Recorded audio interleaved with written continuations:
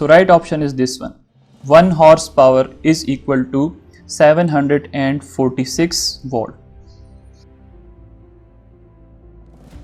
अस्सलाम वालेकुम dear student, welcome to I am chemist. और आज की इस वीडियो में हम लोग फिज़िक्स का पेपर डिस्कस करने वाले हैं क्लास 9th का, जो कि आज कंडक्ट हुआ है डेटेड 17 मई 2022। इसमें जो MCQs हैं उनके आंसर्स मैं आपके साथ शेयर करूंगा। जहां पे सॉल्यूशन रिक्वायर्ड है वहां पे हम इसको सॉल्व करेंगे। आपको मैं बताता चलूं कि this is the paper of federal board of intermediate and secondary education. ये हमारे पास पेपर है फर्स्ट एनुअल एग्जामिनेशन 2022। अब मेरे पास जो ओरिजिनल पेपर है उसकी इमेजेस नहीं हैं, लेकिन इसके अंदर जो MCQs इंक्लूडेड हैं वो मैं आपके लिए लिख चुका हूं और यहीं पे मैं आपके साथ इसको शेयर करने वाला हूं। जो करेक्ट ऑप्शंस होंगे मैं आपके साथ शेयर कर रहा हूं। आपने चेक करना है कि आप आज पेपर में क्या करना में करके आए हैं। अगर आपके मार्क्स ज़्यादा आए हैं तो आप कमेंट सेक्शन के अंदर मेंशन कर सकते हैं, और अगर कम आए हैं तो नेक्स्ट पेपर के लिए अच्छे से तैयारी करें ताकि आपके मार्क्स अच्छे आ जाएँ। और अगर आपको बाकी सब पेपर्स के सॉल्यूशंस चाहिए तो आप इस चैनल को सब्सक्राइब करें। रोज़ाना के बेसिस पे मैं आपके साथ पेपर शेयर करूंगा। जो भी पेपर होगा इस तरह MCQs लिख के मैं आपके साथ उसका सॉल्यूशन शेयर करूंगा। सो लेट्स स्टार्ट और वीडियो। पहला जो हमारे पास MCQ आज के पेपर में आया था that was 10 raised to the power -6 seconds. ये किसकी इक्वल होते हैं? तो हमारे पास वेरियस ऑप्शंस गिवन थे, लाइक हमारे पास था deci second, milli seconds, micro second और नैनो सेकेंड। तो याद रखें 10 raised to the power -6 is equal to micro second. तो इसका जो राइट ऑप्शन बनता है दैट इज माइक्रो सेकेंड।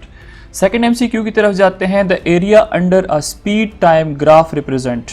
अगर हम ग्राफ बनाते हैं स्पीड टाइम का तो उसमें ये जो एरिया होता है ना, कहते हैं कि ये एरिया क्या रिप्रेजेंट कर रहा है। हमारे पास ऑप्शंस गिवन थे, क्या ये एक्सेलरेशन रिप्रेजेंट कर रहा है, क्या ये डिस्टेंस रिप्रेजेंट कर रहा है, क्या ये स्पीड रिप्रेजेंट कर रहा है, या ये वेलोसिटी रिप्रेजेंट कर रहा है। सो इसका जो राइट ऑप्शन है that is distance. Speed time graph हमारे पास जो है वो डिस्टेंस को रिप्रेजेंट करता है। उसका जो एरिया होता है ना, ये एरिया जो है ये क्या रिप्रेजेंट कर रहा है? It represent distance. नेक्स्ट हमारे पास MCQ जो आया है that is 2 balls of masses 5 kg and 3 kg। ठीक है, हमारे पास 2 बॉल्स हैं, बॉल A और बॉल B। एक का मैस 5 kg है, दूसरे का मैस जो है वो 3 kg है। Are dropped freely from a tower. Which of these balls will reach ground first? 2 balls हैं, एक टावर के ऊपर से उसको फेंका गया नीचे की तरफ। कह रहा है कि इन दोनों बॉल में से पहला कौन से बॉल जो है वो नीचे ग्राउंड में पहुंचेगा। तो जो ऑप्शंस हमारे पास गिवन है वो मैं आपको बता देता हूँ। ऑप्शन नंबर A हमारे पास था कि both at same time. Option B 5 kg बाल। ऑप्शन नंबर C 3 kg बाल। और ऑप्शन नंबर D जो था that was both will escape the gravity. तो एस्केप तो कर नहीं सकता। तो हमारे पास देखें मैसेज के ऊपर डिपेंड नहीं करता, मैसेज जो भी हो ग्रेविटी के ऊपर डिपेंड कर रहा है। तो मैसेज के ऊपर अगर डिपेंडेंट नहीं है तो हम कह सकते हैं कि both will fall at a same time. So option number A यहाँ पे हमारे पास ठीक है, तो मैं लिख देता हूँ both at same time. Next MCQ की तरफ बढ़ते हैं। आगे लिखा हुआ है कि momentum measures the quality of a dash in a body.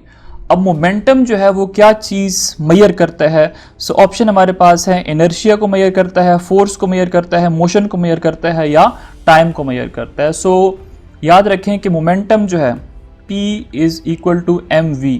अब v जो है वेलोसिटी है। अगर आपके पास एक बॉडी है वो मूवमेंट कर रही है, मोशन शो कर रही है, तो हम क्या कर सकते हैं? उसका मोमेंटम जो है वो फाइंड आउट कर सकते हैं। मैथ तो वैसे भी तकरीबन हर बॉडी का होता है, तो अगर उसमें के अंदर मोशन है तो हम क्या कर सकते हैं? P को, मोमेंटम को फाइंड आउट कर सकते हैं। तो हम यहाँ पे लिख सकते हैं कि मोमेंटम क्या मेयर करता है? It measures motion of the body. So option number 4, option number B जो है that is correct. P is equal to mv। Next हमारे पास जो MCQ आया है that is a force of 20 newton acts on a body of mass 8 kg, acceleration produce will be.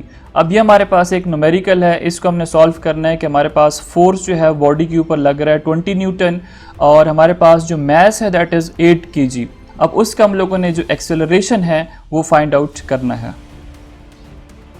अब हमारे पास एक फार्मूला है that is force is equal to mass and acceleration. अब यहाँ से हम लोगों ने एक्सेलरेशन फाइंड आउट करना है, तो हम इस मैस को दूसरी साइड पे लेके जाएंगे, तो यहाँ पे क्या हो जाएगा, डिवाइड हो जाएगा, तो F/m is equal to a। अब फोर्स हमारे पास गिवन है 20 न्यूटन और जो मैस है दैट इज़ 8, तो 8 को आप डिवाइड कर दें 20 के ऊपर, तो आपके पास जो आंसर आएगा दैट इज़ 2.5 मीटर पर सेकेंड। सो यही हमारे पास क्या है, राइट ऑप्शन है। ऑप्शन नंबर ए में 2.5 गिवन था, ऑप्शन बी में 5 गिवन था, ऑप्शन सी में 7.5 गिवन था और ऑप्शन नंबर डी के अंदर 10 गिवन था। MCQ नंबर 6 के अंदर हमसे पूछ रहा है कि the angle at which x and y components of a force are equal, तो ये हमारे पास होगा 45 डिग्री पे, ठीक है। हमारे पास राइट ऑप्शन जो बनेगा दैट इज़ 45। एक हमारे पास MCQ के अंदर ऑप्शन था 0 डिग्री, दूसरा हमारे पास है 30 डिग्री, तीसरा हमारे पास था 45 डिग्री और लास्ट वन डी जो है दैट इज़ 60 डिग्री। तो इसका जो राइट ऑप्शन बनेगा दैट इज़ 45 डिग्री। अगर हमारे पास देखें ऐसा कोई ट्राइंगल है, ठीक है, ये हमारे पास F है, this is Fx and this one is Fy।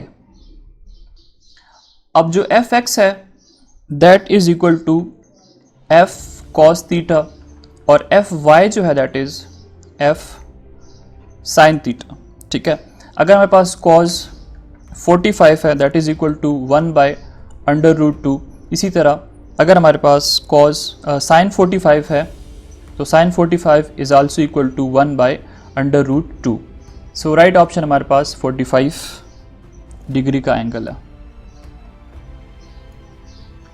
Next हमारे पास जो MCQ आया that is a force of 100 newton, ठीक है। हमारे पास फोर्स लग रहा है 100 न्यूटन का, is applied perpendicularly on a spinner at a distance of 10 centimetre. Length हमारे पास गिवन है, फोर्स गिवन है। अब हम लोगों ने टॉर्क जो है उसको फाइंड आउट करना है, तो हम लिखते हैं कि फोर्स हमारे पास है 100 न्यूटन और जो लेंथ है दैट इज़ 10 सेंटीमीटर। अब सेंटीमीटर को हम लोगों ने पहले कन्वर्ट करना है मीटर के अंदर, तो अगर हम 10 सेंटीमीटर को मीटर के अंदर कन्वर्ट करेंगे तो हमारे पास हो जाएगा 0.1 मीटर, ठीक हो गया। 10 को आप सिंपल 100 के ऊपर डिवाइड कर दें तो ये आपके पास कन्वर्ट हो जाएगा मीटर के अंदर। अब हमारे पास फार्मूला है टॉर्क का, torque is equal to L multiply by F। तो L हमारे पास यहाँ पे गिवन है कितना, 0.1 मीटर और फोर्स हमारे पास 100 न्यूटन है। तो अगर आप इन दोनों को मल्टीप्लाई करते हो तो आपके पास जो राइट ऑप्शन बनेगा दैट इज़ 10 न्यूटन मीटर, ठीक है। और हमारे पास जो ऑप्शंस गिवन थे वो डिफरेंट ऑप्शंस थे, like 10 newton metre, 100 newton metre, 0.1 newton metre and 0.01 newton metre. So right option is 10 newton metre. Next, if the distance between two masses is doubled, the gravitational attractive force between them will be। कहता है कि अगर distance जो है उसको double कर दिया जाए, ठीक है, तो उसमें जो ग्रेविटेशनल फोर्स होगा उसके ऊपर उसका क्या इफेक्ट होगा। तो हमारे पास एक इक्वेशन है F is equal to G m1 m2 divide by r2। अब ये क्या है, दिस इज़ द रेडियस मतलब डिस्टेंस और ये क्या है F है। और अगर आप देखो तो इनके अंदर रिलेशनशिप कौन सी है, इनवर्स रिलेशनशिप है। अगर हम इसका स्क्वायर कर लेते हैं तो ये फोर्स क्या होगा, ये डिक्रीज़ होगा। अगर हम इसको ज़्यादा करते हैं तो फोर्स क्या होता है, डिक्रीज़। इनवर्स यहाँ पे हमारे पास क्या है, रिलेशनशिप है। तो ये कितना डिक्रीज़ होगा, अगर ये 4 टाइम इंक्रीज़ करेंगे तो ये क्या होगा, ये 4 टाइम क्या कर जाएगा, डिक्रीज़ कर जाएगा। तो जो हमारे पास ऑप्शंस थे वो पहले आपको मैं बता देता हूँ। बिकम रिड्यूस टू हाफ, ठीक है, बिकम रिड्यूस्ड टू हाफ, ये ऑप्शन नंबर ए में था। ऑप्शन नंबर बी के अंदर हमारे पास था force will be reduce to quarter, quarter means 4 time, ठीक है। तो हमारे पास यही राइट ऑप्शन बनेगा, force will be reduce to quarter. Next हमारे पास जो MCQ है, MCQ number 9, 1 HP, HP is horse power. अब एक हॉर्स पावर कितने की इक्वल होता है, 476 वॉट, 576 वॉट। इसी तरह हमारे पास अगला जो है दैट इज़ 676 वॉट और अगला जो हमारे पास है that is 746 watt. So right option is this one, 1 horse power is equal to 746 watt. Next, A rock weight 25.7 Newton in air and 21.8 Newton in water. The buoyant force of water is. अब इसमें आप लोगों ने buoyant force जो है वो find out करना है। एक रॉक है, उसका वेट 25.7 है एयर के अंदर, और अगर यही रॉक है उसका वेट 21.8 न्यूटन है वाटर के अंदर। अब आपने ये जो फोर्स है इसको आप लोगों ने फाइंड आउट करना है। ये क्वेश्चन आर्चिमिडीज प्रिंसिपल जो है वहाँ से रिलेटेड है, ठीक है। हमारे पास एक फोर्स है दैट इज़ अपथर्स्ट फोर्स, ठीक है, और वो हमारे पास जो है that is equal to rho GV। अब ये जो हमारे पास फोर्स है that is equal to F2 minus F1। जो हमारे पास बड़ी फोर्स है उसमें से हमने छोटी को माइनस कर देना है, तो हमारे पास रिक्वायर्ड आंसर आ जाएगा। हमारे पास जो F बड़े वाला है दैट इज़ 25.7 न्यूटन, और छोटा जो हमारे पास है दैट इज़ 21.8 न्यूटन। इन दोनों को हम लोगों ने माइनस कर देना है, तो ये हमारे पास इसकी इक्वल आ जाता है। तो ऑप्शन हमारे पास जो गिवन हैं दैट इज़ 4.1, 3.9 न्यूटन, 1.18 न्यूटन, और फोर्थ हमारे पास जो ऑप्शन है दैट इज़ 0.84 न्यूटन, 0.84 न्यूटन। अब इसमें अगर हम इन दोनों को माइनस करते हैं, ठीक है, तो हमारे पास जो ऑप्शन बनेगा right that is 3.9 newton. So option number B यहाँ पे आप करेक्ट लिख सकते हैं, बल्कि करेक्ट है actually. Water has maximum density, water has maximum density, ये हम लोगों ने पढ़ा हुआ है कहाँ पे, जब हम पढ़ते हैं कि वाटर एनोमलियस बिहेवियर शो करता है। तो वाटर की जो मैक्सिमम डेंसिटी होती है वो होगी हमारे पास किधर, या 0 डिग्री पे, या 4 डिग्री पे, या 8 डिग्री पे, या फिर 12 डिग्री पे। सो राइट ऑप्शन क्या बनेगा, 4 डिग्री। 4 डिग्री सेंटीग्रेड पे या सेल्सियस स्केल पे हमारे पास जो वाटर की डेंसिटी होती है that is maximum. The best absorber of radiation is a body whose surfaces.